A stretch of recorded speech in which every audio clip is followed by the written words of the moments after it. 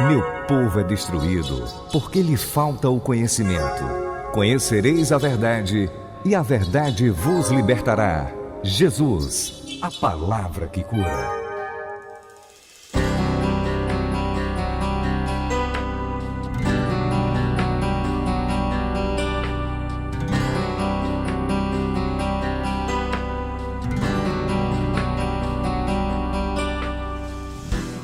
Olá, graça e paz. A partir de hoje nós estaremos iniciando a 15ª matéria do curso bíblico Igreja Palavra que Cura. Meu desejo, o desejo do Espírito Santo, é que você absorva o conteúdo que nós estaremos transmitindo, aprendendo junto conosco acerca de um assunto muito importante. Nós estaremos estudando sobre família cristã. Pois é. Na grade de matérias, nós temos também esse assunto importantíssimo a ser abordado nesses dias, né? Nós estamos vivendo um tempo em que precisamos ainda mais receber de Deus recursos da palavra, né? O entendimento dela, para poder andar fluindo como Deus deseja, em fé, amor e esperança, e no nosso lar também. Então, nós estaremos iniciando agora essa matéria importantíssima. Desejo que você esteja aí com uma expectativa grandiosa acerca desse assunto também, como você vem estendendo a sua expectativa das outras matérias que já começaram, não é? Mas antes de iniciarmos, eu gostaria que nós estivéssemos orando. Vamos pedir ao Espírito Santo que Ele venha nos conduzindo nesse tempo, que Ele venha nos trazendo entendimento de coisas que já conhecemos e venha trazendo também conhecimentos novos às nossas vidas. Que nesse momento o nosso coração possa estar pronto. Eu convido você a estar aí na sua casa, onde você estiver, fechando os seus olhos, inclinando a sua cabeça, mas o mais importante é o coração estar inclinado. E nós vamos provar de algo de Deus nesse momento, porque Ele está disponível para nos trazer uma unção de ensino gloriosa, que não vai só estar aqui sobre este lugar em que eu estou gravando a matéria, mas vai estar também na tua casa, aí onde você está estudando, se dedicando a buscar mais de Deus. Então fecha seus olhos e vamos orar. Pai amado e querido, em nome de Jesus, nesse momento, Senhor, nós queremos reverenciar a tua presença. Te agradecer por esta rica oportunidade que o Senhor concede a todos, Pai, de aprender uma porção sobre um assunto tão importante que é família cristã. Família que nasceu no teu coração, essa ideia gloriosa. Você não só idealizou, como você também é o Criador. E nós é que estabelecemos a família, Pai. Nós queremos aprender, Senhor, como manter essa família, Pai. Como restaurar, quem sabe, Senhor, as famílias que estão precisando, Senhor. Nesse momento, nós queremos pedir a você, Espírito Santo, que você esteja iluminando os olhos do nosso entendimento. Que você esteja nos concedendo ouvidos abertos para ouvir, coração pronto para receber. Porque nós queremos pegar o que o Senhor tem para nos entregar e colocar em prática nas nossas vidas e ver a libertação acontecendo dentro dos nossos lares também. Te agradecemos, Senhor, por tudo que tu já estás concedendo e irás conceder durante toda essa matéria.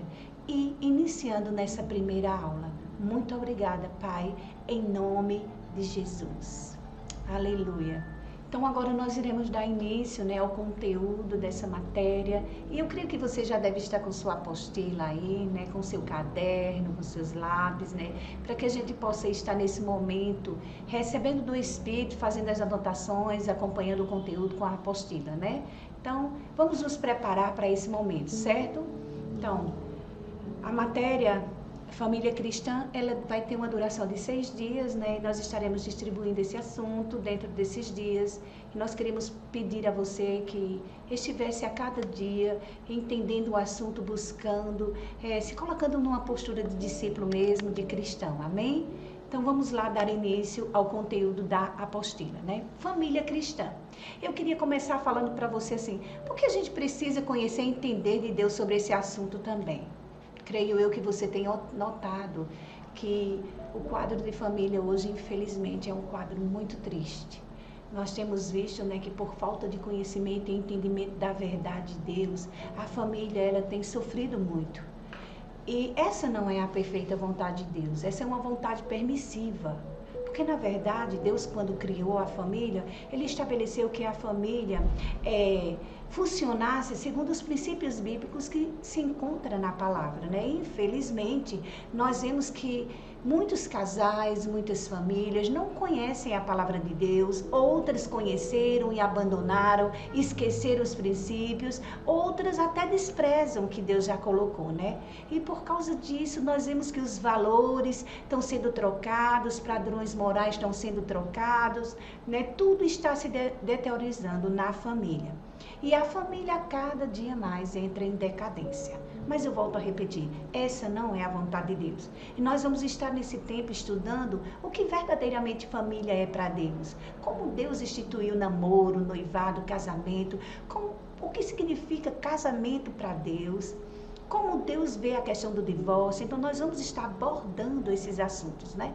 E o quadro de família hoje precisa de mais, que papai e mamãe conheçam a verdade, que os filhos conheçam a verdade, né? Porque o quadro de família, como eu havia dito, infelizmente, tem deixado a desejar, tem causado, né, uma certa mal impressão, um testemunho negativo. E eu estou falando agora para a família cristã, né?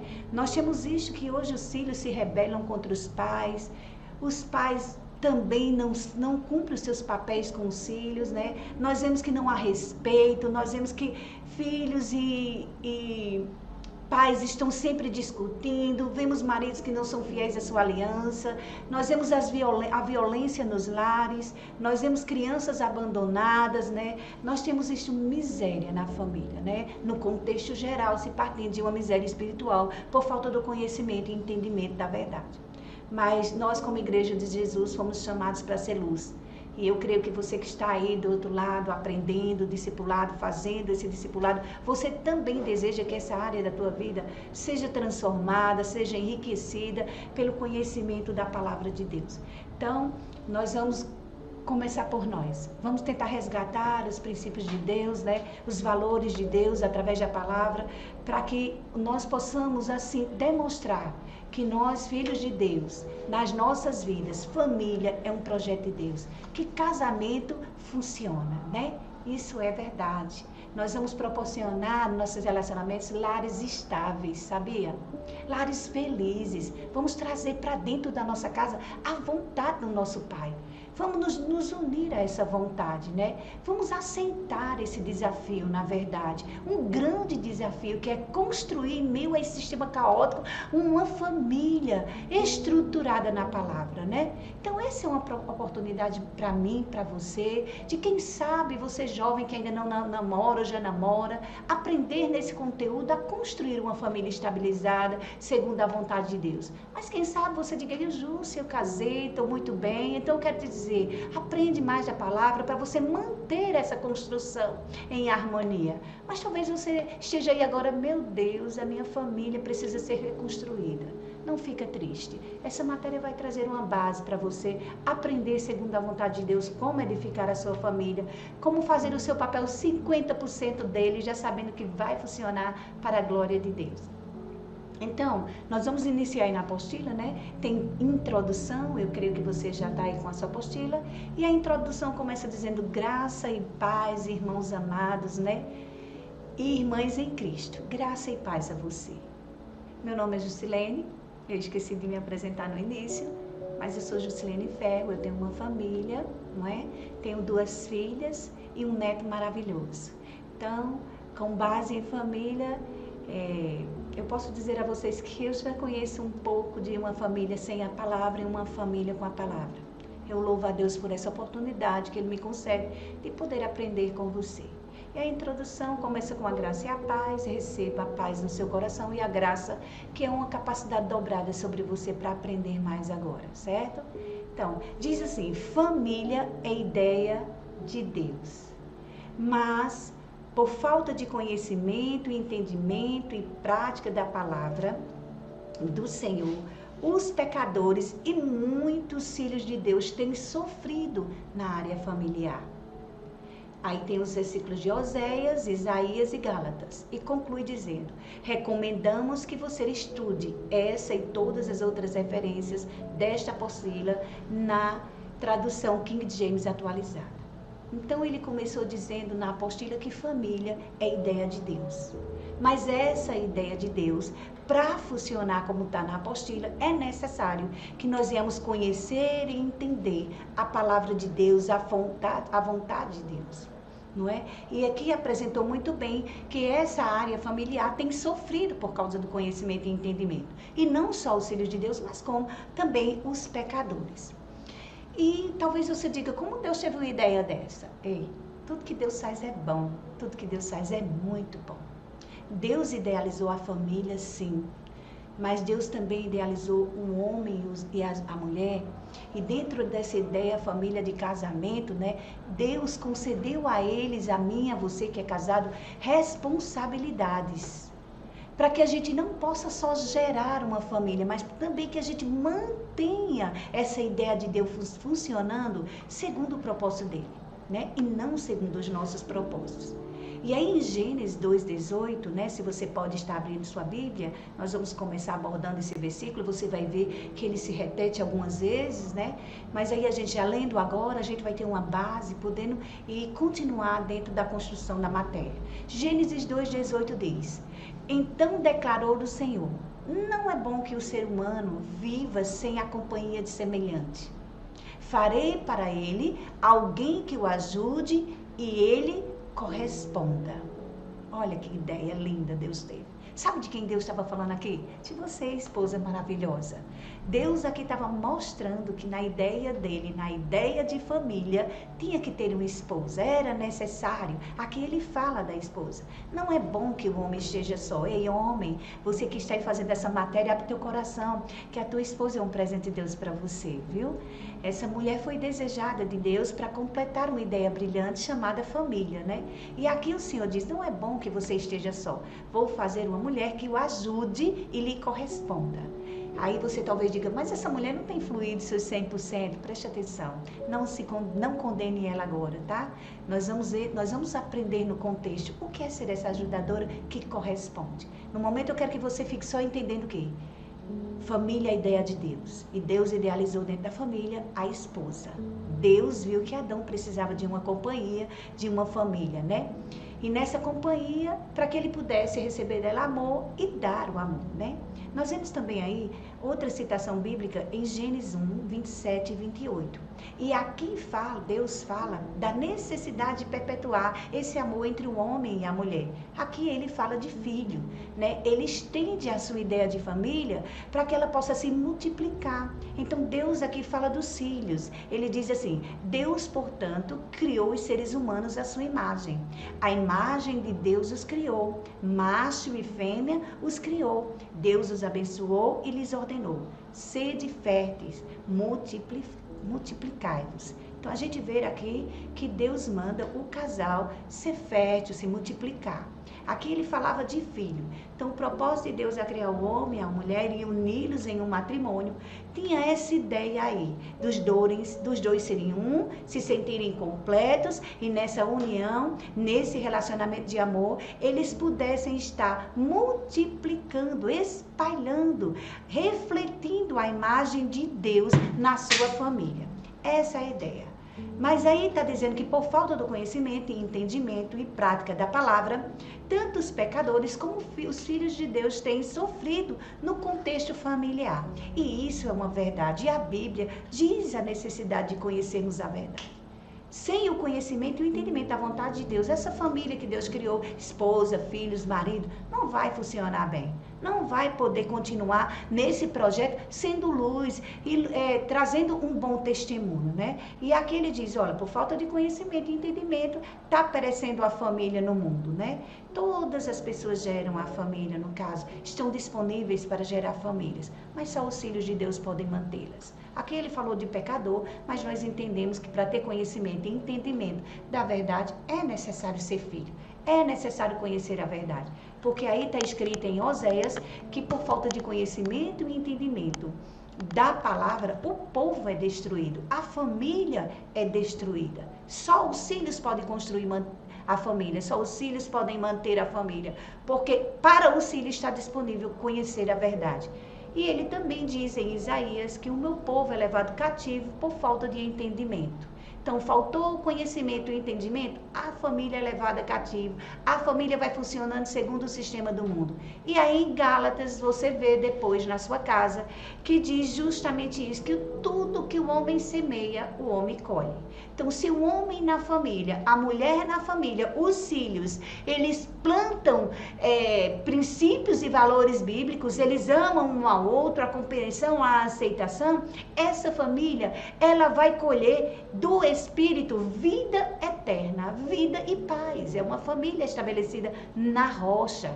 Mas se eles estão andando segundo a carne, infelizmente, eles vão colher ruína. E por isso que estamos vendo esse quadro de família tão triste, né? A apóstolo continua dizendo, vamos olhar, o conhecimento e entendimento e prática da palavra de Deus trazem libertação, renovação, mudança, melhora para a nossa alma, mente, vontades e emoções aos poucos. Então, preste atenção numa coisa muito importante. Quer manter sua família? Quer restaurar sua família? Quer estabelecer uma família e essa família ser uma bênção? Então, aqui está dizendo, olha, é importante conhecer e entender, porque esse conhecimento e entendimento faz a gente se libertar de algumas bagagens que adquirimos na nossa família de origem. Quem sabe está funcionando errado porque você carrega essa bagagem. Então é necessário você conhecer a vontade de Deus, os princípios de Deus, para que haja libertação, renovação na sua mente. E aí você flua com palavras, ações e reações, o amor de Deus dentro do seu lar. Então, é necessário que a gente conheça e entenda, transforme, renove a nossa mente para que a gente possa funcionar também na área familiar. E é compromisso meu e seu como igreja do Senhor fortalecer as nossas relações e direcioná-las no caminho certo. E essa só vai acontecer quando a gente buscar o conhecimento e entendimento. Então, continua dizendo na apostila. É por isso que em tudo aquilo que vamos estudar nessa matéria e que ainda não conseguimos fazer por falta da renovação da alma, nós não devemos nos condenar, mas sim perseverarmos na vida consagrada ao Senhor, para que cresçamos na fé e no amor e dessa forma consigamos dominar a nossa carne e nos alinharmos à vontade de Deus dia após dia. Olha, vê que coisa tremenda. Aqui mostra que esse processo de renovação, libertação, de mudança, ela vai acontecendo de fé em fé, de glória em glória, como está escrito aí em 2 Coríntios 3:18. Não é no estalar de dedos, não é porque você está fazendo essa matéria que amanhã você vai começar a praticar e você já vai ver mudança na sua casa. Não, é aos poucos, é pelo entendimento da verdade. Mas uma coisa também quero destacar aqui, dentro do que a gente acabou de ler. Ele disse aqui que nós vamos ouvir nessa matéria, nós não precisamos nos condenar se não estivermos fazendo conforme vamos aprender. Não, o conhecimento da verdade não vem para trazer condenação, vem para trazer libertação. Então, é necessário que a gente entenda, é um processo, eu estou em crescimento e eu vou aceitar essa responsabilidade, esse compromisso de buscar a palavra de Deus, aplicar na minha casa e a minha família ser liberta, restaurada pela palavra de Deus. Amém? Então, não se condena, vamos ficar firme, vai chegar a luz e as trevas vão sair em nome de Jesus. Aí diz a apostila, ainda nessa introdução, é preciso tocar em 2 pontos importantes. Primeiro, para termos forças de praticarmos as nossas responsabilidades familiares, precisamos acrescentar ao estudo desta apostila as outras apostilas do discipulado bíblico, palavra que cura. Pois precisamos compreender bem sobre tricotomia, quem somos em Cristo, para conseguirmos aos poucos agir da forma correta em nossa família. Olha que coisa importante. É necessário que você entenda que não é só essa matéria que vai transformar a tua família. Você vai precisar, sim, dessa matéria e das demais, onde você aprendeu quem é em Cristo, onde você aprendeu você é um ser espírito, alma e corpo, onde você aprendeu ontem sobre submissão, trazer esse conteúdo, a bagagem dessa apostila e você conseguir fluir naquilo que Deus quer para você. Então, o conhecimento das doutrinas básicas vão proporcionar para a sua vida força e solução para os problemas familiares. Você não precisa só ter essa apostila, mas você precisa entender o conteúdo todo das matérias para que você possa fluir. Cada uma acrescenta na transformação da família. Creia nisso, né? Por que, Jus? Porque a palavra de Deus, ela é viva e eficaz. Ela transforma, ela penetra, ela muda o homem de dentro para fora. E se nós buscarmos o Senhor e formos obedientes a Ele, seguimos as recomendações que Ele estabelece para a família, pode ter certeza de uma coisa, nós vamos ter forças para enfrentar o caos que estiver acontecendo e vamos, com a ajuda do Espírito Santo, estabelecer sim a ordem divina, né? Então, vamos para cá. Segundo ponto importante, não devemos desejar a palavra de Deus somente em assuntos que se relacionam com a nossa vida. Exemplo, os casados não atentam para os assuntos dos solteiros, ou vice-versa, pois devemos aprender a palavra não só para o nosso benefício, mas também para ajudar os outros. Afinal, isso também é andar no amor de Deus, que já está em nosso espírito desde o dia que nascemos de novo. O que ele está querendo apresentar aqui? Preste bem atenção. Você vai aprender sobre solteiro, a vida de solteiro, a escolha para um namoro, para um noivado e aí casamento. Aí quem é casado vai dizer, oxe, por que eu preciso ouvir assuntos sobre namoro e noivado? Sabe por que você vai precisar? Porque você estabeleceu uma família. Na sua família, os seus filhos vão precisar desse assunto. Seus parentes vão precisar entender a vontade de Deus nessa área. E você vai estar cheio, abastecida para ensinar. E você vai tocar em vidas, transformar relacionamentos. Então, é necessário aprender também. E talvez você é solteiro e diga, por que eu preciso aprender coisas sobre casados? Ei, preste atenção. O que você vai ouvir sobre casamento, você coloca na prateleira, vai buscando entender tudo direitinho. E quando você casar, você vai estar apto para manter a sua aliança. Você vai estar preparado conhecendo a vontade de Deus. Então, é necessário que você deseje o conteúdo dessa matéria no total e não em partes. Amém? Então, olha. Termina dizendo que o Espírito Santo, o nosso amigo fiel, nos esclareça mais a palavra de Deus, a palavra que cura. Antes de passarmos para o capítulo 1, eu queria falar algo para você. Você que está aí, né, aprendendo essa matéria, entenda que há 5 tipos de famílias. 5 tipos. Quais são eles? O marido é crente, a esposa não é. Talvez você esteja acontecendo isso na sua família. E talvez a sua família, você esposa é crente e o marido não é. Mas talvez os dois são crentes e os filhos não são. Ou talvez os filhos são, você filho que está assistindo, seu pai não é, sua mãe não é. Né? Ou então a família é um dos dois são crentes, mas não busca como devia. Então são 5 tipos de família. Se você está enquadrado desse tipo, eu queria dizer a você que se você sugar do que você vai aprender nessa matéria, se você pegar com o coração aberto e desejoso, e você decidir praticar a sua parte, 50% dos problemas vão diminuir na tua casa. Você vai ter forças para fazer a tua parte segundo a vontade de Deus. Então não importa que quadro é a tua família, que retrato está a tua família. Ah, mas eu estou buscando sozinha, é tão difícil. Continua buscando, continue intercedendo. Os 50% seus já vai ajudar muito sua família. E ainda que ele não venha buscar como deveria, ou ela não venha, ou os filhos não venham, ou você, filho, os seus pais não contem, diante de Deus você está cumprindo sua responsabilidade. E isso, na verdade, é o que importa. Amém? Então a gente terminou aqui a introdução e nós vamos passar especificamente agora entrando no assunto. Então, no capítulo 1 diz, família, ideia de Deus para a humanidade. Amém, que essa ideia é de Deus. E diz, Deus tanto é o idealizador como o criador do casamento e da família.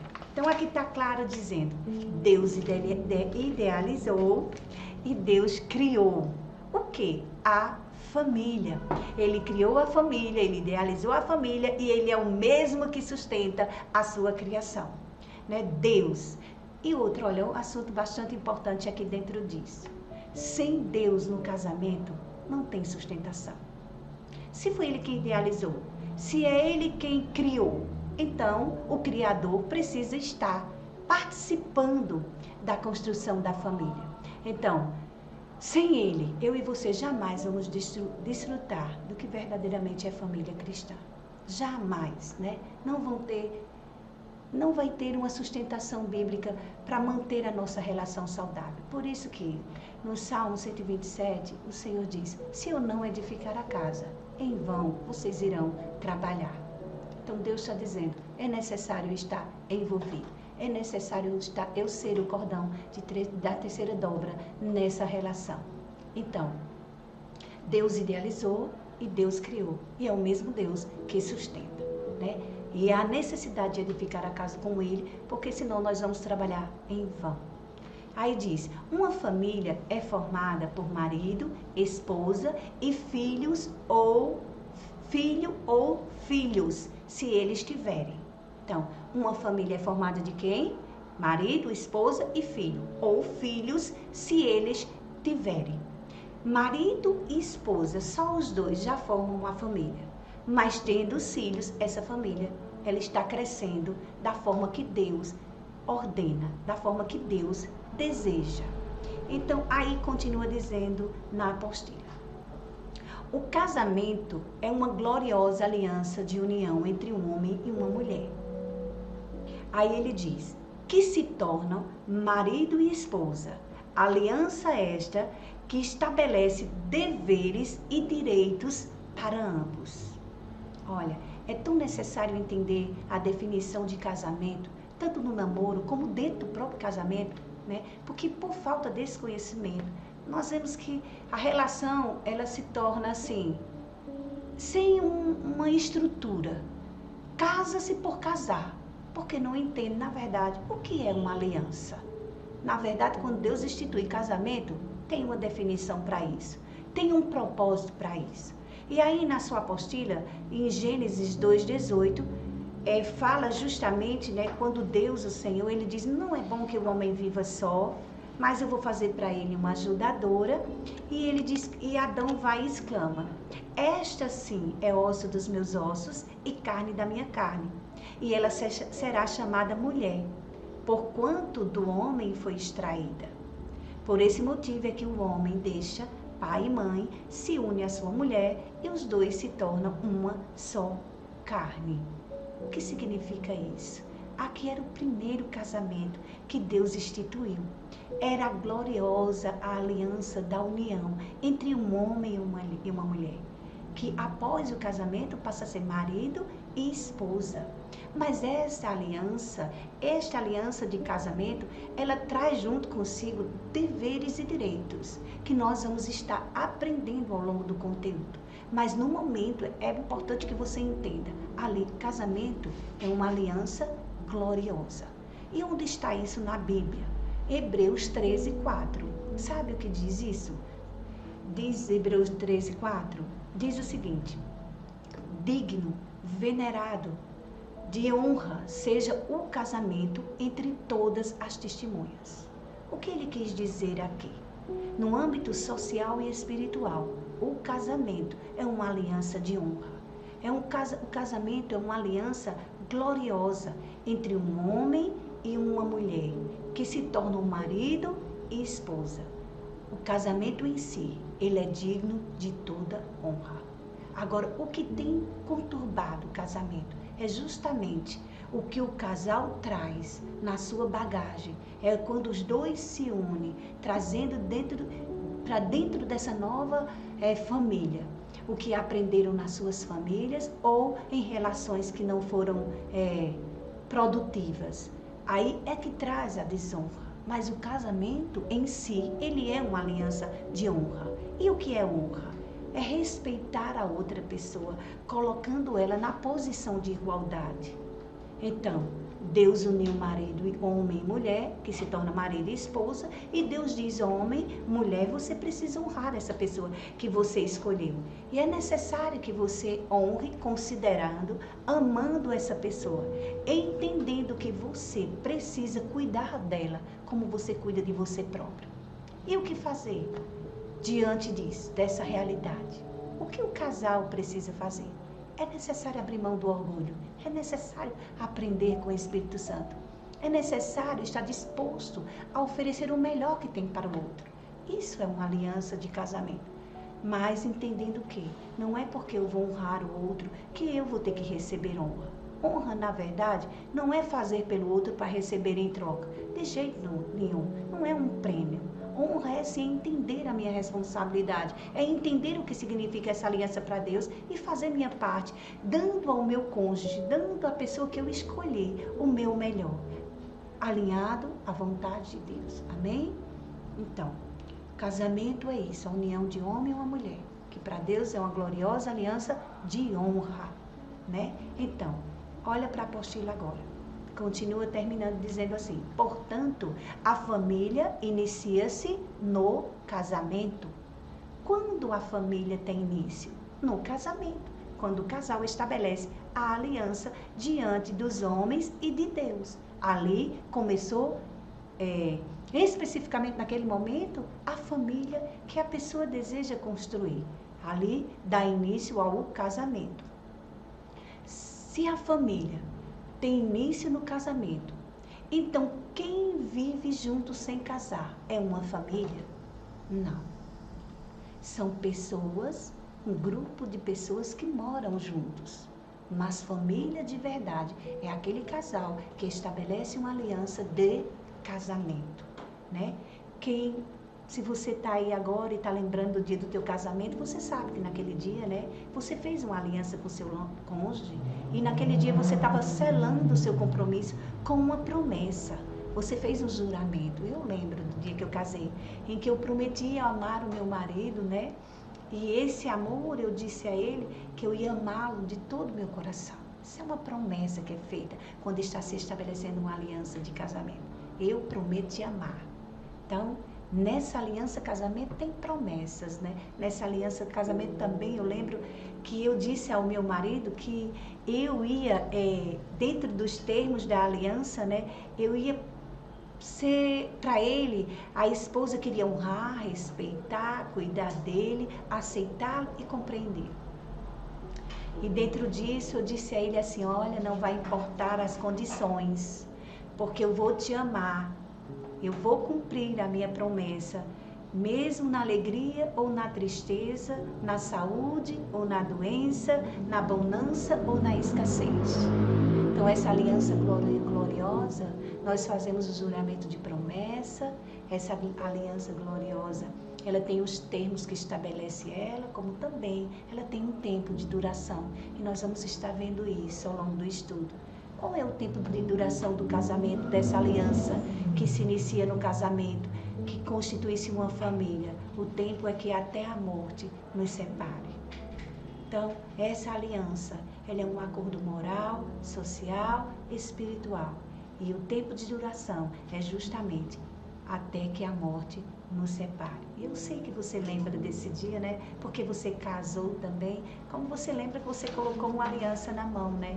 Você lembra que essa aliancinha você colocou? Eu tenho a minha, né? Gosto de usá-la. Diante da sociedade nós passamos uma ideia, uma imagem, uma comunicação de que nós somos casados, né? Apesar de que hoje a sociedade, o sistema não respeita muito isso. Né? Mas você sabe por que a gente usa a aliança na mão esquerda? Sabe por que é necessário a gente usar essa aliança, né? Nós vamos aprender algo aqui bem rápido dentro desse contexto. Junta tuas mãozinhas assim, olha. Dobra teu dedinho no meio, olha esse dedo aqui, o do meio. Dobra ele assim, olha. Aí você vai ver que a importância dessa aliança gloriosa. E por que o termo dela é só até que a morte nos separe? Tá vendo os dedos polegares? Esses dedos aqui polegares, ele indica os pais. Nós podemos e devemos nos separar dos nossos pais quando fazemos uma aliança. Os dedos indicadores, eles indicam justamente os irmãos, as irmãs que nós viemos da nossa família de origem. Deles também nós nos separamos quando formamos a aliança casamento. E esse dedo medinho aqui, olha, ele representa os nossos filhos quando a gente decide tê-los no casamento, né? Eles representam os filhos. E os nossos filhos crescem e eles vão embora.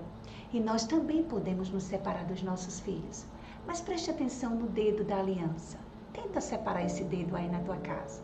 Você vai ver que você não vai conseguir. E por que não vai conseguir separar esse dedo? Porque esse dedo aqui, o anelar, ele representa o marido e a esposa. Você sabe, Você sabe que é uma coisa gloriosa o casamento? Tenta separar esse dedo aí. Sabe o que isso quer dizer? Que a aliança do casamento entre um homem e uma mulher jamais deve ser quebrada, só com a morte física. Essa é a nossa responsabilidade diante desse pacto tão importante que nós fizemos com Deus. Não separa. Então faz esse teste aí na sua casa, né? E a gente vai ver, você vai ver como é sério uma aliança de casamento, né? Dentro disso eu trouxe uma história muito importante que eu gosto de contá-la sempre que ensino essa matéria e que vai falar muito forte, né? Dentro do termo que a gente diz assim, olha, na alegria, na tristeza, né? Na saúde, na doença, todos os dias um homem idoso, ele partia da sua casa, pegava um ônibus e ele descia em frente a uma clínica, ele entrava naquela clínica e ele saía e a moça observava, uma moça que estava no mesmo ponto de ônibus que ele, observava sempre esse senhor. E um dia ela chegou para ele e ele disse, o senhor trabalha na clínica? Aí ele disse, não, eu não trabalho, é que minha esposa está lá internada. Ela tem um mal de Alzheimer e ela está lá, infelizmente. Aí ela disse, puxa, eu lamento muito. E como ela está? Aí ele pegou e disse, não, ela não está muito bem. Ela está com a memória bastante prejudicada e já não me reconhece mais. Aí a moça foi e olhou para ele. Aí ela disse, o senhor enfrenta todo dia esses ônibus lotados somente para ir visitar sua esposa e ela nem lhe conhece mais? Aí ele disse, é verdade. Aí ela disse, e por que o senhor vai? Porque o senhor vai todos os dias, ela não se lembra. Aí ele disse assim, ela não se lembra quem eu sou, mas eu lembro quem ela é. Eu lembro que ela foi para mim e eu jamais vou esquecer o que ela fez por mim. Então, esse homem, dentro desse contexto que nós estamos estudando, ele entendeu o que é uma aliança de casamento. A doença não separa, a doença une. A alegria, a tristeza não separa, a tristeza une. Como também a escassez não separa, ela une. Essa aliança ela foi feita para durar e não é as circunstâncias de fora que vai determinar o que vai acontecer no meio e no seu casamento. Somos nós com a posição alinhada à vontade de Deus, com a ajuda do Espírito Santo, que vamos lutar pela nossa aliança, né? Então a apostila continua dizendo, o primeiro casamento da humanidade, como já vimos, diz o primeiro casamento da humanidade. Então, como já vimos, o casamento não é criação do homem, mas de Deus. Casamento não é criação do homem, casamento é criação de Deus. Então, isso é muito importante a gente entender, e eu já falei sobre isso. E dentro do versículo que está aí na apostila, né, em Provérbios 18, 22, diz assim, que quem encontra uma esposa descobre algo excelente, recebeu uma bênção especial do Senhor. O contrário também é verdadeiro. Quem encontra um esposo, recebe algo excelente, encontrou uma bênção especial do Senhor. Por quê? Porque não é o homem que criou o casamento, é Deus que criou o casamento. Esposa, marido, é a ideia de Deus. E com a ajuda do Espírito Santo, quando a pessoa faz uma escolha boa, aí a pessoa diz realmente, eu tenho uma esposa valorosa, eu tenho um excelente esposo, uma excelente esposa. Mas eu queria abrir um parênteses bem especial dentro desse contexto. Quando ele diz que não foi o homem que criou, aqui ele mostra também que não é Deus que escolhe, tá? Quando ele diz que Deus recebeu de Deus uma bênção. Não é Deus que escolhe, é o homem que escolhe. Mas quando o homem e uma mulher fazem uma escolha acertada, ele recebe da parte de Deus uma bênção. Então vamos para outro ponto. A apostila diz, a prova dessa verdade é tanta que a palavra nos mostra que o primeiro casamento da humanidade foi o de Adão e Eva, o qual foi realizado pelo próprio Deus. Que privilégio Adão e Eva teve, né? E na verdade, né, nós vemos que eles também não consideraram muito bem isso, a presença de Deus na família. E aqui, quando falou, né, que o casamento não é criação do homem, mas de Deus, ele diz, a prova dessa verdade é que esse casamento, esse primeiro casamento realizado, foi pelo próprio Deus. Deus ali estava sendo o pastor e o juiz desse casal. E você vai ver isso em Gênesis 1, Gênesis capítulo 2, no 21 e o 24, que diz assim, Deus fez cair um sono profundo sobre Adão, e enquanto ele dormia, retirou dele um dos lados do corpo, a costela, fechou o lugar com a carne, e com a costela que havia tirado do homem, o Senhor moldou uma mulher, e a conduziu até ele. Aí quando Adão viu Eva, a Bíblia diz que ele disse: esta sim é osso dos meus ossos e carne da minha carne. Adão estava dizendo: sim, eu aceito. Aí o Senhor entra na história, o juiz, o pastor, e ele diz: olha, então deixará o homem a seu pai e sua mãe, e se unirá à sua mulher, e os dois se tornarão uma só carne. Aí em Mateus, esse outro versículo, essa outra citação que está na apostila, Jesus reforça que era o próprio Deus que estava estabelecendo ali a aliança casamento. Era o próprio Deus que estava dizendo: sim, eu criei, eu estabeleço. E o homem e a mulher, dentro do seu sim, eles precisam amar um ao outro, eles precisam entender essa aliança, para que eles possam viver esta vida, essa nova vida, segundo a minha vontade. Amém? Olha, sabe qual tem sido o problema do casamento hoje, né? E muitas pessoas dizem: olha, eu escuto pessoas, e elas dizem assim: olha, o problema é que não tem mais amor. Mas na verdade, não é a falta de amor que está trazendo danos para o seu casamento. Mas sim, o que na verdade está causando o problema é justamente que vocês não estão sabendo resolver as imperfeições que esta aliança que acontece durante essa aliança, né? As imperfeições que são geradas pelas diferenças de um para com o outro.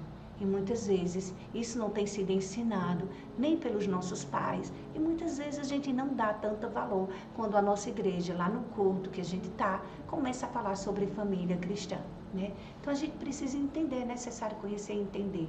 Porque foi o próprio Deus que instituiu família. É o próprio Deus que idealizou. Foi Ele quem fez o primeiro casamento. Foi Ele quem estabeleceu o princípio do casamento. Deixa pai e mãe, te une a tua esposa e os dois serão um só. Então, para Deus, casamento é algo muito importante. Vamos para o outro ponto da apostila. A ordenança divina de ter filhos. Nós vamos analisar um pouco isso aqui. Ele diz assim: após Deus ter criado Adão e Eva, Ele disse para eles terem filhos. Com isso, vemos novamente que a família, marido, esposa e filhos, se tiverem, é a ideia de Deus para a humanidade. Então, após Deus ter criado os dois, Deus chama os dois e Deus institui ali que esse casal deveria procriar. Eles deveriam ter filhos com o propósito de povoar a terra. E ele diz: sede fecundo, multiplicai-vos, enchei a terra. É essa a instrução de Deus para que o casal tivesse filhos, né? Alguns casais ao longo da história entenderam muito bem isso. Tem casais que, antigamente, os casais tinham 20 filhos. Eu conheci uma mulher que morava na nossa rua, perto da nossa rua, ela tinha 23 filhos, ela chegou a ter, não estavam todos vivos, mas ela chegou a ter 23 filhos. Uma tia da minha mãe também teve vários filhos, mas hoje, se a gente for fazer uma análise no contexto histórico, nós vamos ver que os casais hoje querem um filho, 2, e olhe lá, não é verdade? Então, Deus ordenou, tenha filhos, mas qual o propósito que Deus faz essa ordenança? Era com o propósito de povoar a terra.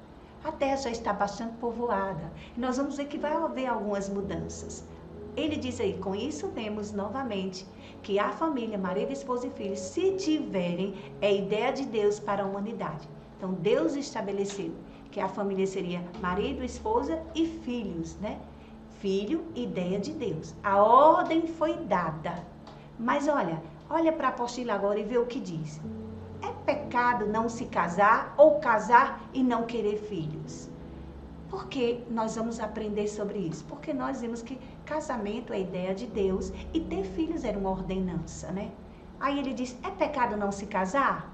A resposta é não. É pecado casar e decidir não ter filhos? Não. Agora, o que é pecado? Morar junto sem casar. Vamos ver o que a apostila diz aqui. É pecado não se casar ou casar e não querer filhos? Não. Pois mesmo que casamento e filho ou filhos seja ideia de Deus para o homem, porém ele não obriga ninguém a essas coisas, por respeitar o livre-arbítrio. Olha que pai bom, que Deus maravilhoso. Livre-arbítrio, que significa vontade própria de cada um. Então, vamos para cá, olha para cá. Não vai te deixar confundido, não pense isso. Deus instituiu casamento, sim. Deus mandou, ordenou que tivesse filhos, sim. Mas não é obrigatório, é o casal que decide. Eu decidi ter 2 filhas, mas tem casais que não querem ter filhos. Estão pecando? Estão indo contra a palavra? Não. Tem pessoas que decidem não casar. E a Bíblia dá esse respaldo. Vê o que diz aí, né? No Salmo 127:3, aqui diz o Senhor dizendo que os filhos, eles são herança do Senhor e o fruto do ventre. Né? Mas nós vemos também que esse mesmo Deus que instituiu, ordenou ter filhos, ele não obriga a pessoa a ter.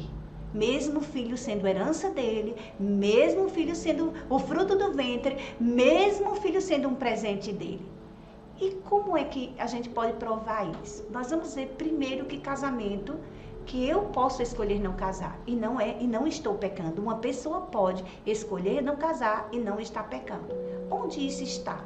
Mateus 19, essa citação bíblica que está aí na sua apostila, aqui Jesus estava instruindo os discípulos sobre o divórcio. E os discípulos consideraram que não era vantagem casar, porque os termos da aliança, para eles achavam duro, né? Eles não quiseram aceitar ali de imediato as instruções do Senhor. E ele disse que era melhor não casar, né? Então, o Senhor Jesus foi e disse, nem todos conseguem aceitar essa palavra, somente aqueles a quem tal capacidade é dada. O que ele estava querendo dizer aqui? Ele estava querendo dizer que alguns se tornam eunucos ou desejam não casar por serem estéreis ou impotentes. Ele quis dizer aqui que essas pessoas, a si mesmo, elas se fazem celibatárias por causa do reino de Deus. Tem eunucos porque aconteceu de serem eunucos, porque eles, ao longo da sua história, tem pessoas que nascem assim e tem pessoas que decidem não casar, porque querem se dedicar ao reino de Deus. A Bíblia fala muito bem o exemplo como Paulo. E aqui esse outro texto que está em 1 Coríntios 7, você vai ver que Paulo diz que aqui ele estava dando uma resposta, né? Aqui a liderança da igreja de Coríntio, sobre vida conjugal, e ele diz, né, que o apóstolo ele diz o seguinte, ele expõe com clareza, com simplicidade, com profundidade também sobre isso. Ele diz, olha, está casado? Não procure separar. Está solteiro? Não procure casar. Todavia, se você casa, com essa atitude você não peca, então não é pecado casar. Mas ele diz, da mesma forma, se uma virgem vier a casar, também por isso não comete pecado. Contudo, aqueles que se casam enfrentarão uma série de dificuldades. E nessa vida, eu gostaria de poupá-los disso.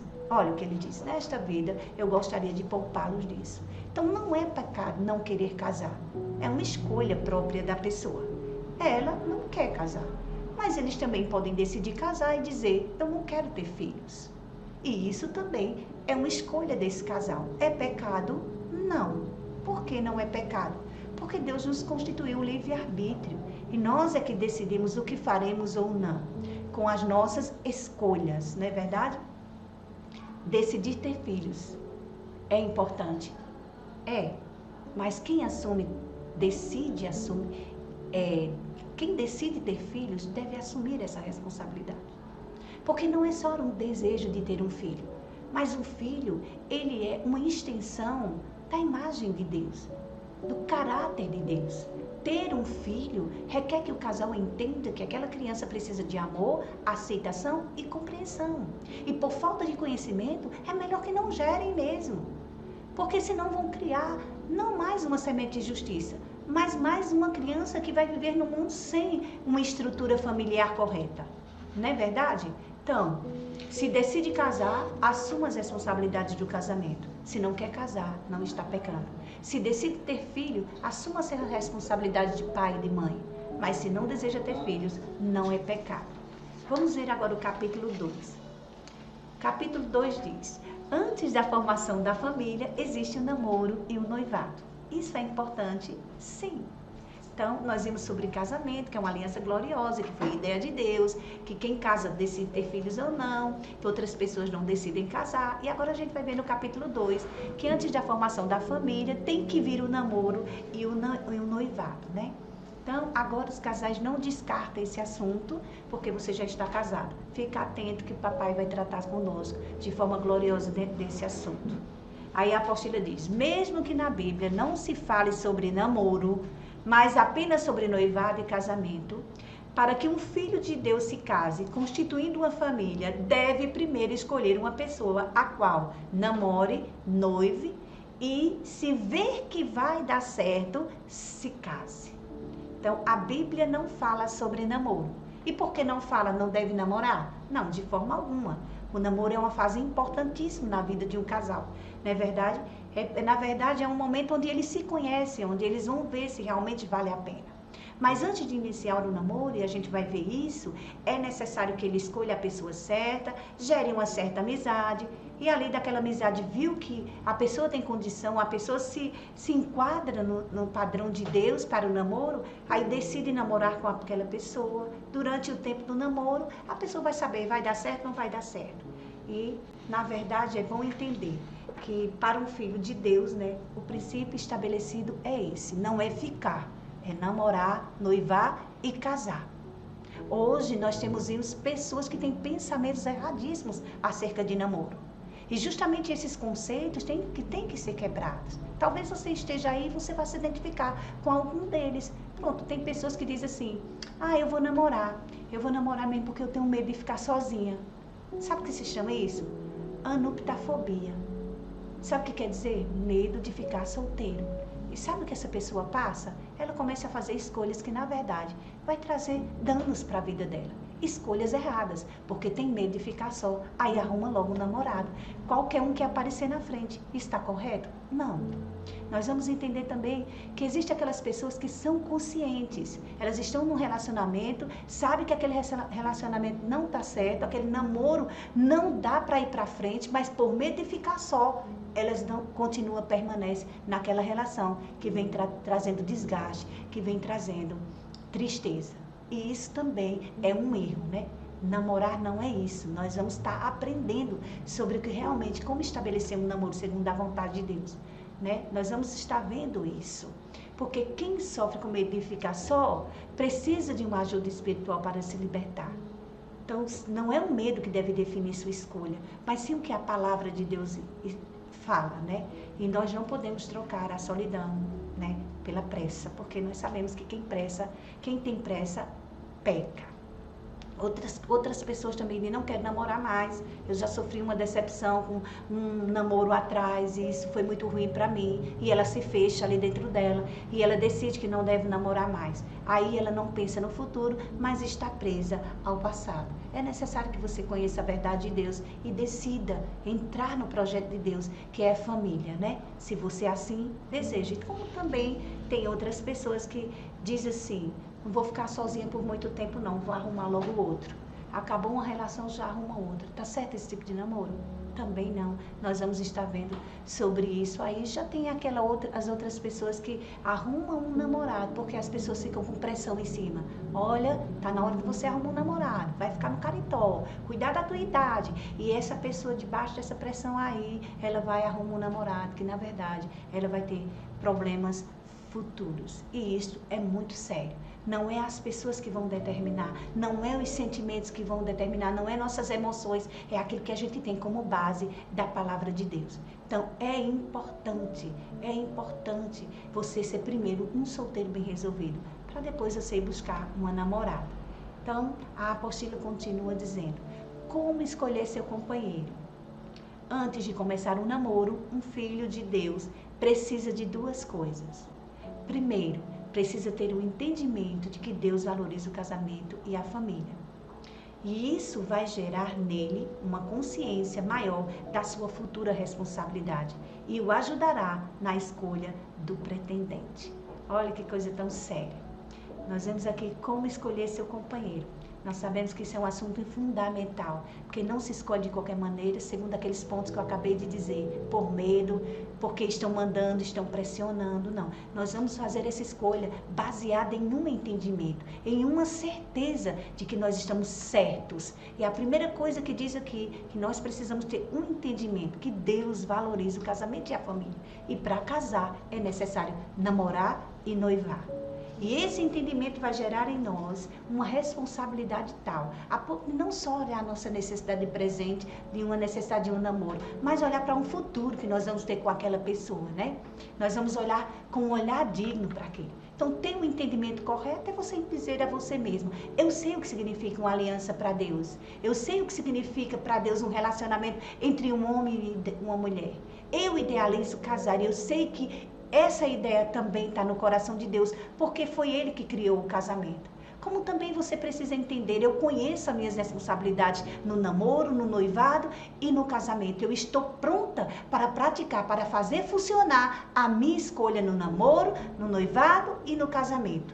Você também deve entender que eu vou escolher o melhor par possível, como também eu devo ser a melhor pessoa possível para aquela que eu escolhi. Então, você vai dizer, eu vou ser a melhor pessoa possível e eu quero ser a melhor pessoa possível para essa pessoa, para que ela possa ser para mim aquilo que eu desejar. Como também você vai dizer, você tem que entender, eu devo procurar construir um melhor relacionamento possível com quem prometi amar a minha vida toda. Então, esse entendimento vai nos fazendo mudar de ideia acerca de namoro. Não é de qualquer jeito, não é escolher de qualquer jeito. Primeiro, nós temos que ser solteiros resolvidos. Primeiro, uma pessoa tem que estar pronta para saber escolher, entender o que é namoro, né? E para isso a gente vai precisar aprender também a saber lidar com as diferenças, porque elas são reais. Elas vão acontecer no namoro, no noivado e no casamento, e não são as diferenças que devem separar, mas o amor de Deus que está derramado no coração deve permanecer com esse namoro unido, né? Então, o que fazer? Primeiro eu entendo e agora diz assim, como eu vou me posicionar? Eu já estou entendendo tudo isso. O segundo ponto depois desse entendimento, é fazer amizade com o pretendente. E com amiga ou amigo conhecer, para que observe se vale a pena começar o namoro ou não. Então, antes do namoro, aqui tem um requisito importantíssimo, é ser amigo dessa pessoa. O padrão do mundo é conheça e namore, mas o padrão de Deus não é esse. Não fala na Bíblia especificamente, mas nós, pela consciência do que é casamento, do que é aliança, nós vamos entender que precisamos dar passos firmes na escolha. E essa escolha ela tem que vir antes, baseada em uma boa amizade. Porque o padrão que o mundo oferece, ele é falível. Nós vemos que é um fracasso, né? Mas nós precisamos ver, como eu vou namorar? Vou conhecer logo essa pessoa, vou ser amiga dele. Porque se ele servir para ser meu amigo ou amiga, ele vai servir para ser meu marido, ela vai servir para ser minha esposa. Então essa consciência é importante, fazer a amizade. Porque casar com alguém que você não tem uma amizade forte, prazerosa, não vai dar certo, não vai dar certo. Porque casamento, não basta só casar com alguém porque você admira, porque você gosta de estar perto, ou porque você gosta de conversar com essa pessoa. Não, é muito mais que isso. E você vai vendo isso na relação a dois, no dia a dia. E um amigo mesmo é aquele que você encosta o peito, é aquele que está com você nas horas boas, nas horas ruins. Um amigo é aquele que está junto, que oferece soluções, que evita ser um problema. Então, é importante essa amizade para conhecer o outro. Porque o casamento é como uma construção de uma casa. Você não começa a construir a casa já pelo telhado. Não, você vai construindo um fundamento. Primeiro você constrói o fundamento para depois você pensar em levantar as paredes e aí você colocar o telhado. Então, o fundamento é a amizade, as paredes, os namoros, o telhado, o noivado, e entrar nessa casa é para formar uma família. Então, é importante que você faça essa amizade primeiro. É importante estabelecer com essa pessoa uma amizade, né? Porque é um tempo de descoberta, descobrir o outro, entender o outro, ver a personalidade, temperamento, caráter, afinidade e hábitos. E se descobre que não é a pessoa, fez amizade, mas não é melhor encerrar na amizade do que encerrar no namoro. Não é verdade? Vai doer menos, né? E a amizade vai se estender após isso. Mas quando o namoro acaba, aí é difícil ser amigo da pessoa, porque traz alguns danos, não é verdade? Então, outra coisa importante que a apostila mostra, qualidades a serem vistas no pretendente. Primeira coisa que nós devemos ver dentro disso, que a própria Bíblia instrui, né? Ele não pode ser um pecador. Por que ele não pode ser um pecador? Você vai estar vendo o porquê. Se Deus não quer, então é melhor não desobedecer. Está escrito aí em 2 Coríntios, no capítulo 6, do 14 ao 16, que diz: jamais vos coloqueis em um jugo desigual com comunhão com o descrente. Jamais vos coloqueis em um jugo desigual com o descrente. Pois que há de comum entre justiça e injustiça? Ou que comunhão terá a luz com as trevas? Ou que harmonia há entre Cristo e Belial? Que parceria pode se estabelecer entre o crente e o incrédulo? E o que pode existir entre o templo de Deus e os ídolos? Porquanto somos santuários do Deus vivo. Como Deus declarou: habitarei neles e entre eles caminharei. Serei o seu Deus e eles serão o meu povo. Então aqui diz, não pode ser pecador, porque não há associação entre quem é luz e quem é trevas. O jovem, a jovem, nunca deve namorar com uma pessoa que não é filho de Deus. Sabe por quê? Porque vai resultar em uma relação doente e logo vai acabar. Vai causar um casamento equivocado, sem dizer que você está fora da vontade de Deus. Você vai estar desobedecendo à vontade de Deus. Não existe harmonia. Mas um cristão sábio, ele sabe sim o que é importante conhecer uma pessoa segundo a vontade de Deus. Aqui diz, não se associe, não faça aliança com o descrente. E Paulo expõe isso muito bem, aí nesse versículo que está na sua apostila, em 1 Coríntios, capítulo 7, versículo 39. Paulo expõe aqui, porque Deus não quer esse tipo de união na vida dos seus servos. Ele diz claramente, quando a gente acabou de ler em Coríntios, que nós somos santuários do Deus vivo. E por ser santuário do Deus vivo, Deus habita em nós. Como eu vou namorar com alguém que não tem Deus habitando dentro dele? Como beijar a boca de um rapaz que não tem Jesus com ele? Como casar, aliás, com uma pessoa que não tem Jesus com ele? Não podemos, porque a Bíblia diz que nós não podemos nos associar a essa pessoa. Sabe o que Paulo diz? Olha, retira-vos dos meios deles. Separai-vos, não toqueis em coisas imundas. O Senhor inspirando Paulo, sabe por quê? Porque ele diz assim, eu vou receber você, se você se retirar do meio dele, se você se separar dos ímpios, se você não tocar nas coisas impuras, eu te receberei como filho, eu te receberei como filha, diz o Senhor Todo-Poderoso. Está lá em 2 Coríntios.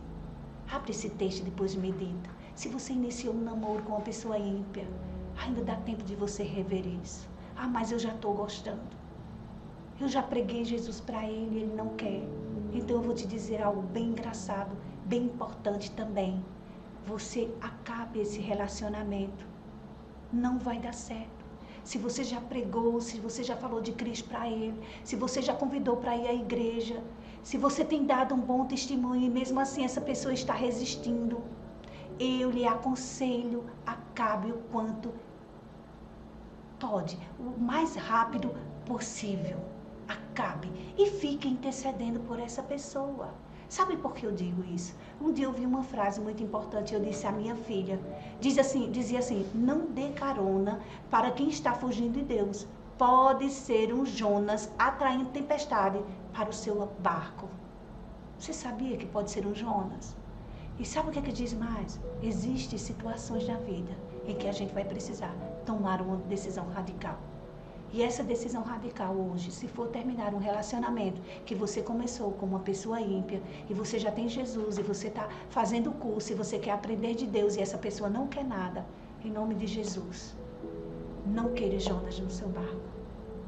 Não queira Jonas na sua vida. Não se preocupe, Deus vai ter um barco para esse Jonas, mas não é você. Acabe essa relação urgente, para que você amanhã não possa lamentar. Porque eu não atendi esse conselho, porque eu não segui essa instrução da palavra. Teve uma jovem que ela procurou um pastor e ela disse, pastor, eu estou namorando, eu gosto muito do rapaz.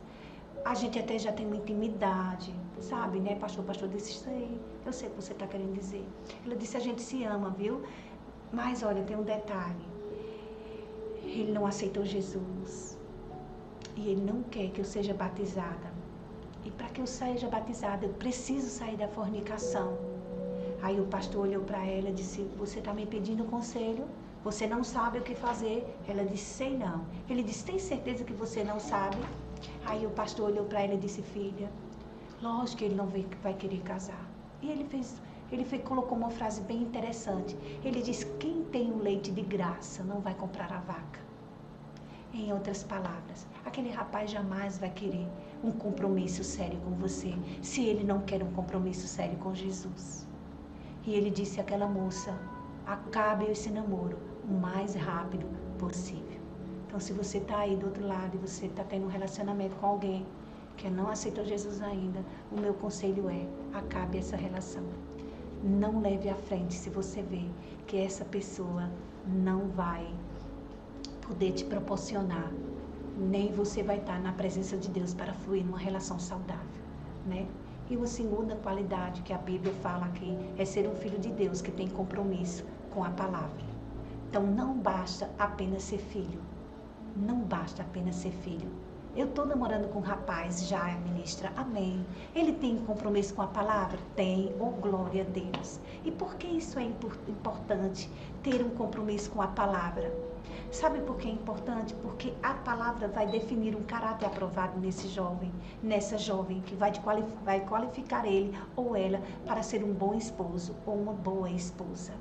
Vê só um exemplo de jovens da igreja. Na igreja tem jovens que aceitaram Jesus, mas apenas são religiosos, não têm prazer.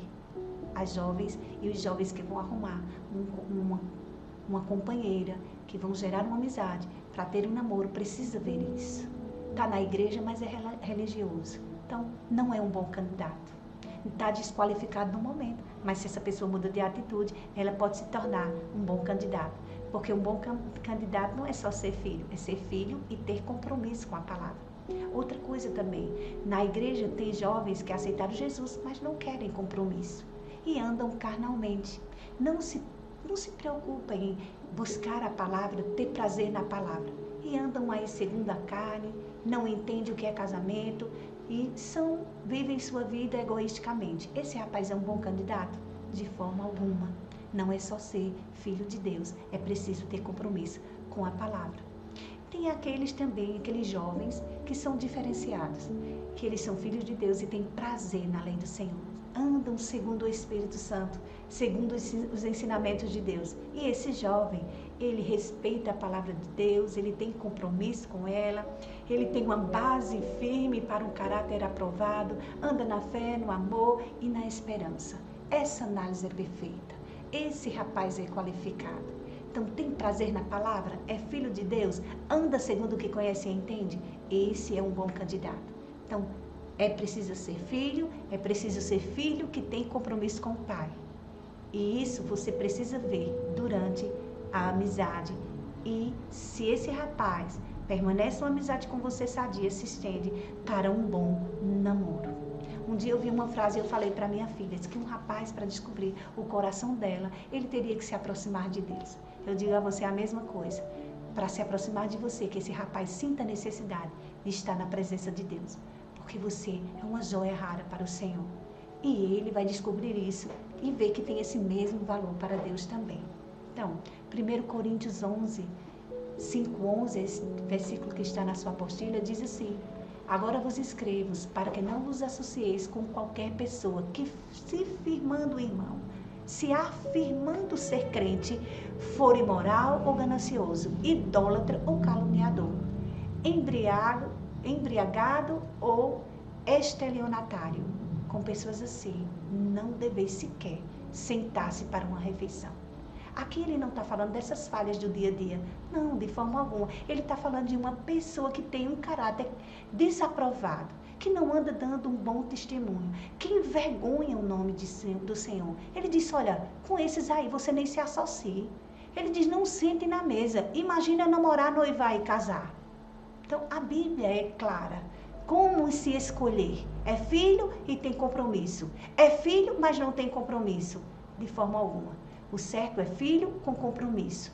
Este daí vai te dar, vai fazer com que você seja uma pessoa feliz e vai ser feliz também. Outra coisa importante, além de ser filho, ter compromisso. Ele precisa ser um bom filho. Olha, isso é importantíssimo.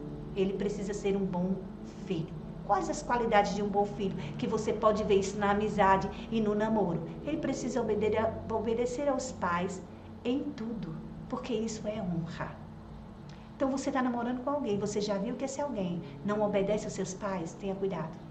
Eu vi uma história muito importante de uma moça contando ao pastor. A jovem disse, pastor, olha, eu preciso da sua ajuda. O pastor disse, diga minha filha. Ela disse, eu estou gostando de um rapaz, namorando com ele. Ai, amo demais, pastor.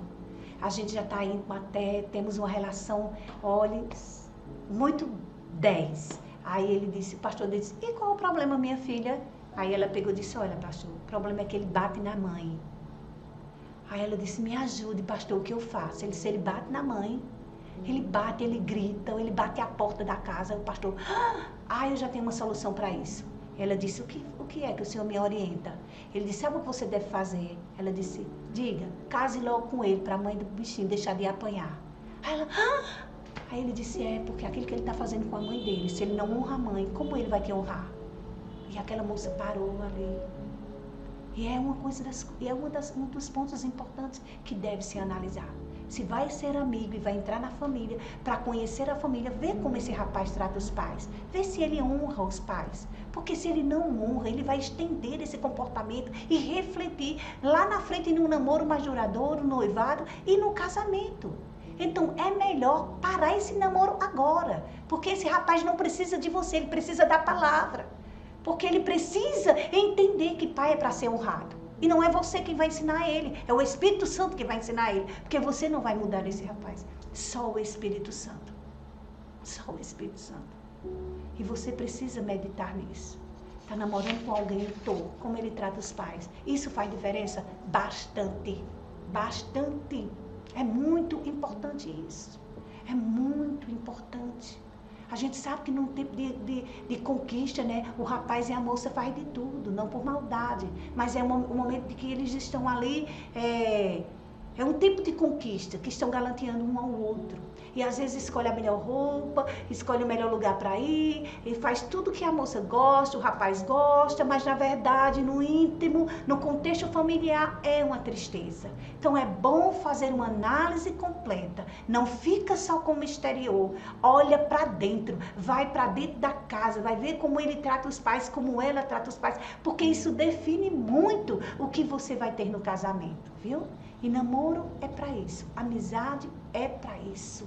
O que eu devo procurar? No rapaz também, só ver que ele é um bom filho? Não. Vai ver o passado dele? Vai ver com quantas pessoas ele já se relacionou? Vai ver como ele se relaciona com o pai, com os irmãos? Como foi a criação dele? Quais os gostos que ele tem? Isso é muito importante para ser descoberto. E é na amizade e é no namoro. Outro ponto importante, qualidade que tem que ser vista. Se ele tem afinidade com você. Isso é importante? Sim, é. Por quê? O que eu vou ver em relação à qualidade? Se nós temos afinidade, você vai ver se ele se parece com você. Se existe entre vocês dois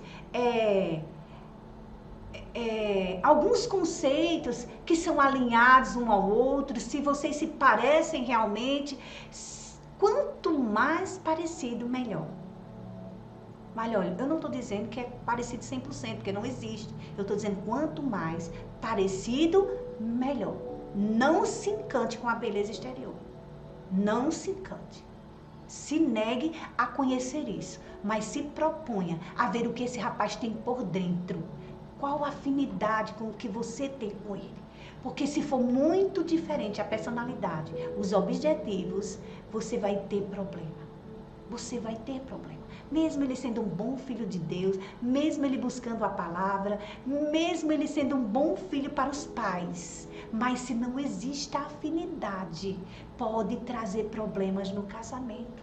Procure alguém que se pareça ao máximo com você, para que você possa, durante o decorrer do namoro, do noivado e do casamento, vocês possam ter equilíbrio e não surpresas desagradáveis. Medite sobre isso. Isso é muito importante. Às vezes o rapaz casa com uma moça que ela é bem caseira e ele gosta de sair direto, viver na casa dos pais, dos familiares, dos tios. Às vezes o rapaz gosta de estar perto da família, ela não gosta. Aí eles casam e quando é no domingo, chega o rapaz com a família todinha, aí ela, ai, tá tirando minha privacidade. E aí, você namorou? No namoro você viu que esse rapaz gostava de estar no meio da família, que esse rapaz gostava de sair, que esse rapaz gosta de estar junto dos amigos?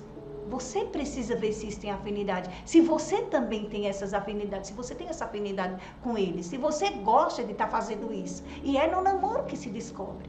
Às vezes o rapaz tem sonho de viajar, de pregar a palavra de Deus para ir para outro país. Casa com uma moça que prefere ficar em Caruaru, congregando na igreja dela, fazendo o curso bíblico e servindo o corpo dentro. Mas ele quer servir o corpo fora. E, às vezes, essa afinidade tem peso no casamento. E isso é necessário escolher. Isso é necessário fazer parte da escolha. Eu conheço casais que se relacionaram, que o rapaz buscava muito, a moça não buscava. O rapaz tem sonho de ser, tem um chamado nos 5 dons, mas a moça não buscava como deveria para acompanhar o seu chamado. Não tinha essa afinidade, desejo de cumprir o ministério no corpo. E isso trouxe problema.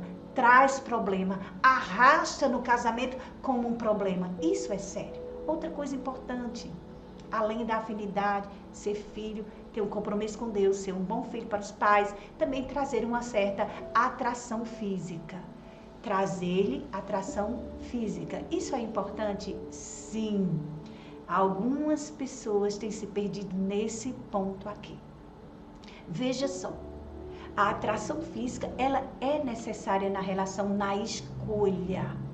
Porque é quando a gente se agrada da aparência do outro.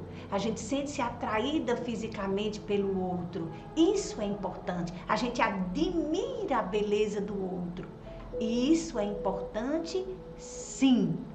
Eu gostei, eu me senti atraída, é filho de Deus, tem compromisso, é bom filho para os pais, tem afinidade, então a pessoa está aí no caminho correto. Mas eu queria dizer a você algo muito importante. Se essa pessoa, aos seus olhos, é bonita e outras pessoas dizem, vixe que pessoa feia, vixe que rapaz feio tu escolhesse para namorar, não acabe essa relação por causa do conceito de outras pessoas. Permanece firme na tua escolha, porque é o teu gosto, é o que você sentiu, é o que lhe atrai e não o que as outras pessoas pensam sobre ele. Amém? Então, se sentiu atraído, então, esse rapaz é o bonitão que eu quero casar. Ai, essa menina é a gatinha que eu vou escolher. Então, existe uma atração, sim. Então, é necessário nas qualidades do pretendente. Agora, tem algo importante. A atração física não sustenta a relação. Por isso que ela tem que estar agregadas às outras qualidades. Filho e compromisso. Bom filho, afinidade. Porque aí vai estabelecer uma relação sólida, uma relação madura, né? Um erro muito grave que acontece hoje, né? Em que as meninas, por falta de conhecimento dessas outras qualidades importantes, e elas frisam só nessa da atração física, elas pensam muitas vezes que porque sentiu a atração física está amando. E na verdade não é. Ela está sendo atraída pela beleza, mas não é amor. Amor é aquele amor que o Espírito Santo derramou em nosso coração. E é esse amor que sustenta. Mas se esse amor não for conhecido e entendido, pode existir a beleza que for, que não vai conseguir sustentar essa relação. é necessário ter a atração e ter a palavra como base, né? Para que isso venha se tornar um noivado e um casamento. Não queira só ver o exterior. A mentalidade dessa pessoa é importante, o emocional dessa pessoa é importante para que você possa desenvolver essa relação saudável, né? Então, atração física. Outra coisa, ver se os ideais de ambos se encaixam ou se harmonizam. Que ideais são esses? Que eu preciso conhecer, que preciso estar em harmonia. Quais são esses ideais que eu preciso estar ciente, não deixando que os ideais sufoquem o namoro, a relação, mas entendendo que eles também farão parte da nossa história no casamento. Quais são eles? Os ideais. O tipo de trabalho é importantíssimo. Que carreira ele vai desenvolver? Eu vou desenvolver. Eu preciso conhecer, eu preciso saber. Qual a ideia, qual a perspectiva que ele tem em relação a finanças? Porque se for um rapaz ganancioso e você não tiver a ganância, você vai sofrer. Então, é necessário conhecer o que ele pensa acerca de finanças, para que haja um alinhamento, um equilíbrio. Ele gosta de se divertir? Quais os ideais dele que se encaixam? Quais os tipos de diversão que ele gosta? O que ele faz no tempo livre? O que eu gosto no tempo livre? Como ele vê a questão da saúde física, da boa forma? Isso é importante? É sim. Já pensou um rapaz namorar com uma moça que ela gosta de fazer educação física, de ter aqueles músculos, e ele não se adequar a isso, ele não gosta disso, ele não acha bonito? Vai sofrer. Então são coisas que precisam ser vistas no relacionamento. Quais são as metas desse rapaz? Quais são as metas dessa moça? É necessário sim conhecer. E é no namoro que se conhece. Então, ver se os ideais de ambos se encaixam, se harmonizam. Porque isso também fará parte da bagagem que os dois irão abrir durante o casamento. Então, é importante isso. Observações. É a pessoa que escolhe seu companheiro e não Deus. É a pessoa que escolhe o seu companheiro e não Deus. Isso aqui está muito claro. Nós vimos durante muito tempo, eu aprendi que era Deus que escolhia. Eu orava a Deus: Pai, me dá um rapaz bonito, me dá um rapaz que é filho teu, me dá um rapaz, Senhor, cheio da palavra.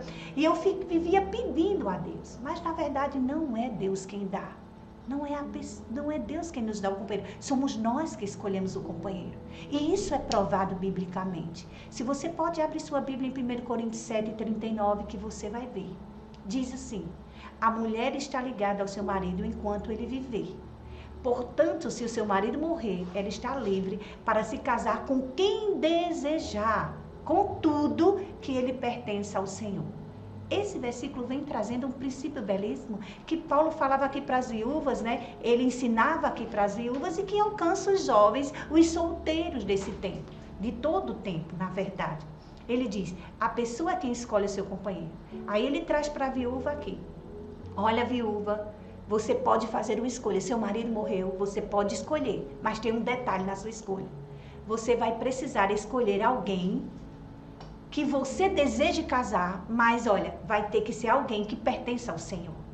Então, ele deixou claro aqui: casar com quem desejar. Não é Deus quem escolhe, somos nós que fazemos essa escolha. E aqui está claro dizendo, não tem como você ter uma dúvida dentro desse assunto. Mas tem irmãos que dizem assim: olha, eu estou orando e Deus vai me dar para namorar. Não, Deus não vai dar. Você vai ter que buscar em alguém que lhe cerca na sua igreja, em locais. Qual é uma moça que tem as qualificações que nós estamos estudando, que nós estudamos: ser filho de Deus, ter compromisso com Deus através do estudo da palavra, ser um bom filho, ter atração, ter afinidade com você. Quem é essa pessoa que vai poder participar dos mesmos ideais que eu tenho? Ah, Deus, eu vou deixar que o Senhor escolha. Não, Deus não escolhe. Quem escolhe somos nós. Nós oramos. Mas tem um detalhe importantíssimo: quando a gente escolhe alguém qualificado, dentro daqueles requisitos, nós temos um ajudador chamado Espírito Santo, que ele vai guiar as pessoas até a gente. vai guiar até a gente não, até você que está solteiro, né? Então o Espírito Santo vai guiar você a um rapaz certo, para você namorar, para você casar. Você tem esse ajudador que vai te auxiliar nessa escolha, mas não é Deus que escolhe. O Espírito Santo direciona a uma pessoa, se você estiver sensível a ele, né? E após guiar, aí somos nós, é você, aliás, que investe na conquista. O Espírito Santo já me mostrou. Aí você fica parado, esperando que a pessoa se mova. Não, o Espírito Santo já me guiou. Agora eu vou fazer a minha parte de conquistar essa pessoa. Vou me aproximar dela e vou gerar com ela uma amizade. Vê só uma coisa muito importante, tem pessoas que dizem assim, olha, Deus usou um profeta e o profeta disse que eu vou casar com fulano. Olha, descarte essa profecia, porque Deus não escolhe, quem escolhe é você, assim como está escrito em Coríntios 7:39, que ele disse, a viúva pode casar com quem desejar, agora o requisito é, seja no Senhor, seja alguém que seja filho de Deus, que tenha compromisso com a palavra, que seja um bom filho, que tenha afinidade, que desperte em você uma atração física. Isso é necessário. Então, o Espírito Santo vai guiar você a essa pessoa. Você ora e diz, Senhor, eu quero namorar com uma moça, que ela esteja dentro das qualificações que o Senhor deseja. Me ajuda, Espírito Santo, a ver essa moça. Aí o Espírito Santo vai te guiar até ela. E você aí investe nessa pessoa. Aí você faz aí os investimentos necessários para que essa pessoa goste de você. Amém? Então, outro ponto importantíssimo. Uma pessoa pode ser um mau filho por falta de conhecimento e entendimento da palavra. Mas por ser compromissado com a verdade, ele está melhorando nessa área. E por isso essa pessoa é um bom pretendente ou uma boa pretendente. Nós vimos que uma das qualidades é ser bom filho. Mas aqui diz que essa pessoa, ela pode ser um mau filho a princípio, mas ela está buscando a verdade, ela está conhecendo a verdade e ela decidiu se comprometer com Deus. E uma das mudanças que vai afetar na vida dela é se tornar um bom filho.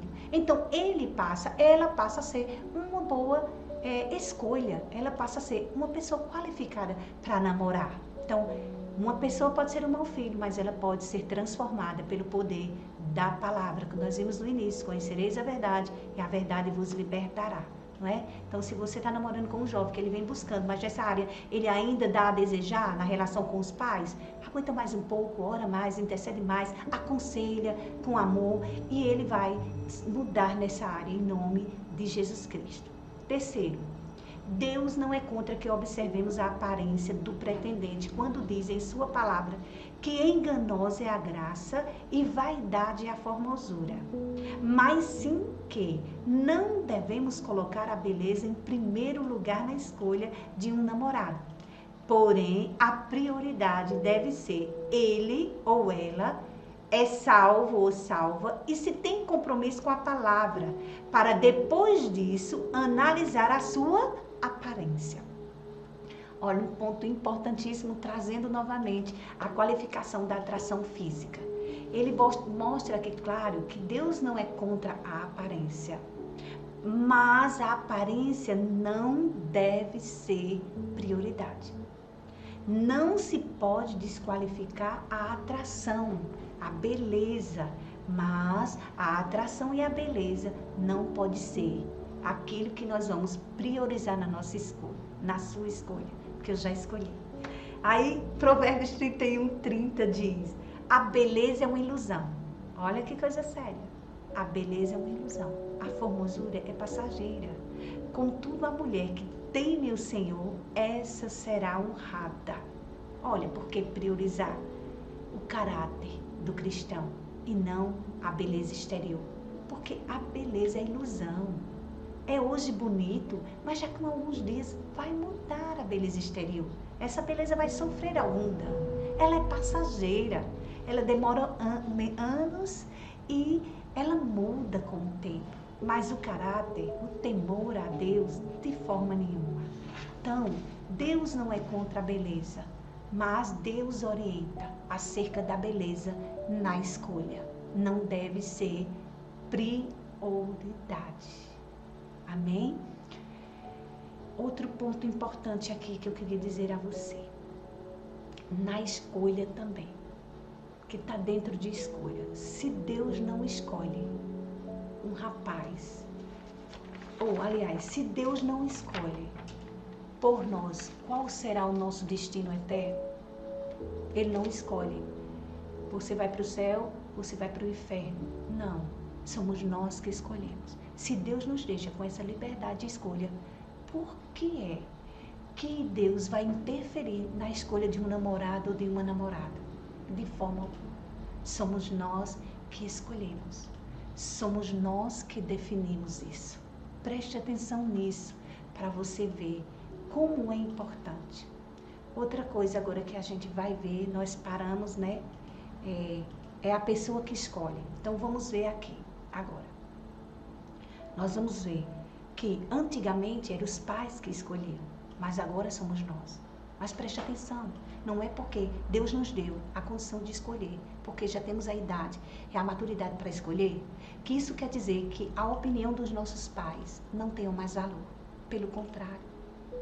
Quando o pai ou a mãe diz, filho, observa mais essa moça, observa mais esse rapaz, é porque eles têm uma maturidade, já passaram por esse tempo, eles sabem o que é bom e o que é ruim para um filho. Então preste atenção no que o teu pai e na tua mãe está trazendo como instrução para a tua filha, para que você não cause dano na tua vida mais na frente. Conselhos é bom, é muito precioso.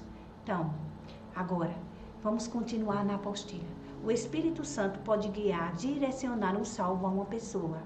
Ele só vai perceber essa direção se estiver tendo uma vida consagrada ao Senhor. E conforme for crescendo na renovação, mudança, melhora da sua alma, mente, vontade e emoções, mas a decisão será sempre das duas pessoas. Vê só o que está dizendo aqui. O Espírito Santo vai guiar alguém, a uma pessoa. Você está ali pedindo a Deus que o guie, Espírito Santo, me guie alguém. E você diz, olha, eu quero exatamente como a palavra instrui. Me ajude a chegar até essa pessoa. O que fazer para ouvir a direção do Espírito? O que fazer para discernir que é o Espírito que está trazendo aquela pessoa para que você possa conhecê-la? É justamente você manter uma vida consagrada. Então não é só orar e dizer, faz tua parte, Espírito Santo. Ei, o Espírito Santo vai te guiar, mas a parte de perceber e de investir é sua. Então você precisa estar atento com uma vida consagrada para você discernir as direções, a voz do Espírito. E você vai conseguir isso quando você disser assim, eu vou ter um compromisso com a palavra. Me importa essa área da minha vida. Eu quero namorar com a pessoa certa. Eu quero escolher certo. Então o Espírito Santo está pronto para te ajudar nessa escolha tão importante que causa uma responsabilidade tão grande para a pessoa, para a sua vida, na verdade, é num todo, né? Então é importante entender, o Espírito Santo ajuda, mas nós temos que fazer a nossa parte. Qual é? Estar sensível à sua voz, e isso acontece por meio do conhecimento e entendimento da palavra de Deus, a palavra que cura. Aí ele diz aqui, Deus não é contra que observemos, aí essa observação número 3. Deus não é contra, porque a 2 eu já li, né? Uma mulher, por ser má filha, por falta do conhecimento e entendimento da palavra de Deus, mas por ser compromissada com a verdade, está melhorando nesta área, e por isso essa pessoa é uma boa pretendente. Eu já falei, né? E eu voltei só em relação à observação, à escolha com a ajuda do Espírito Santo. Em terceiro lugar, Deus não é contra que observemos a aparência da pretendente quando diz em sua palavra que enganosa é a graça e vã é a formosura, mas sim que nós devemos colocar a beleza em primeiro lugar na escolha de uma namorada. Porém, a prioridade deve ser se ela é salva e se tem compromisso com a palavra de Deus para depois analisar a sua aparência. Bem, se está orando a Deus, se está buscando a palavra, se está renovando a mente e você vai descobrindo ali aos poucos uma pessoa no seu convívio, no seu meio, que se qualifica com as vontades de Deus, aí o que é que você vai fazer? Ela está se tornando uma boa filha?